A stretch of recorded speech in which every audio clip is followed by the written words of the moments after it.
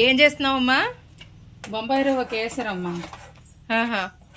1 cup రవ్వ, 2 కప్పులు నీళ్లు, 1 కప్పున్నర పంచదార, అలాగే ఇలాచీ పొడి. రవ్వ వేయించుకున్న తర్వాత ఎసరు పెట్టుకుంటే త్వరగా అయిపోతుంది. ఆ ఎసరు ఇందులో పోసుకుని ఇలా కలుపుకోవాలమ్మా. 2 గ్లాసులు, అదే గ్లాసున్నర పంచదార. మనం ఏ గ్లాస్తో తీసుకుంటామో. నువ్వు మరి ఏ గ్లాస్తో తీసుకున్నావమ్మా? నేను ఇవ్వండి ఈ గ్లాస్తో తీసుకున్నా, గుడ్డి గ్లాస్తో. ఈ గ్లాస్తోనా? అలాగే ఇగో ఇన్ని జీడిపప్పులు వేయించి పక్కన పెట్టుకోవాలి. కొంచెం నెయ్యి. చక్కగా కేకల్లే ఉంటుంది లాస్ట్ చేసుకుంటే. ఇలా ఎంత రుచిగా ఉంటుందో. ఇగో ఇలా రావాలి మొత్తం. పంచదార ఉడికిన తర్వాత వేయాలి, రవ్వ ఉడికిన తర్వాత వేయాలి. ఎంత బాగుంటుందో అసలు ఈ రవ్వ కేసరి, చాలా బాగుంటుంది.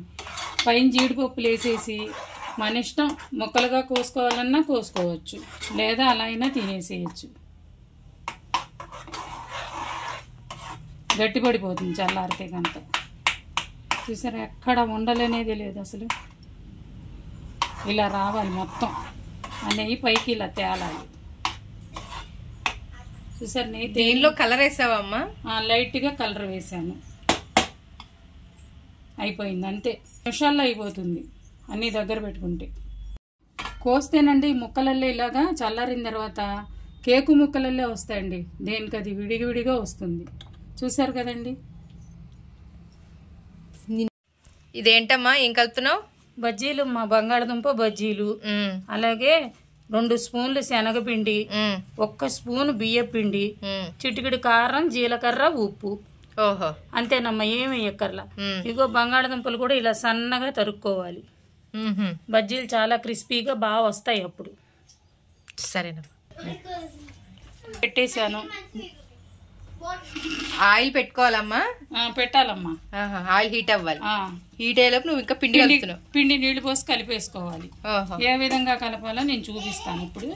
మరీ అంత పలచగా కలుపుకుంటే బాగుండవు, రాదు బజ్జీ. సమపాళంగా చూసుకుంటూ కలుపుకోవాలి. చాలా బాగుంటాయి బంగాళదుంప బజ్జీ. ఇలా ఉండలు లేకుండా ఇలా ఈ జారు ఉండాలి పిండి. ఎప్పుడు ఉంటే బంగాళదుంపకి పడుతుంది చక్క. ఉండలు ఉండకూడదు.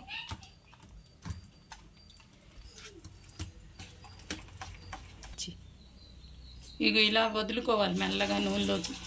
ముందే ఇవి తీసి ఇలా నీళ్ళల్లోంచి అట్టు పెట్టుకోవాలి. మళ్ళీ ఆ నీళ్ళల్లోంచి వేస్తే పలచనైపోతుంది పిండి. చక్క అలా వేసుకోవాలి.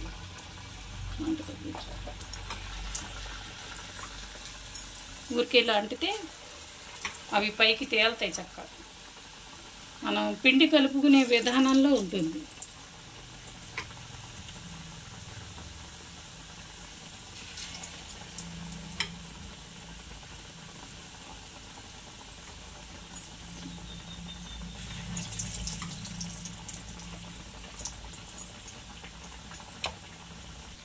చక్కగా ఎంత క్రిస్పీగా ఉంటాయో గలగల.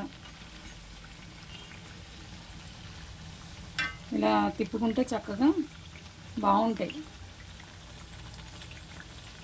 అదే మనం పిండి గట్టిగా కలుపుకున్నాం అనుకో, రొట్టె ముక్కలల్లే వస్తాయి.